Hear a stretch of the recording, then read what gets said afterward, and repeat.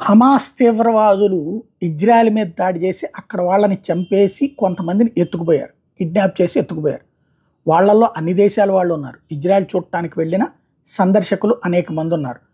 వాళ్ళల్లో కొంతమందిని America manage చేసుకుని తీసుకెళ్ళిన చాలామంది అక్కడ ఇంకా కొనసాగుతున్నారు. ఇలాగా చిక్కుబడి బందీలుగా ఉన్న వాళ్ళల్లో ఆల్బేనియన్స్ కూడా ఉన్నారు.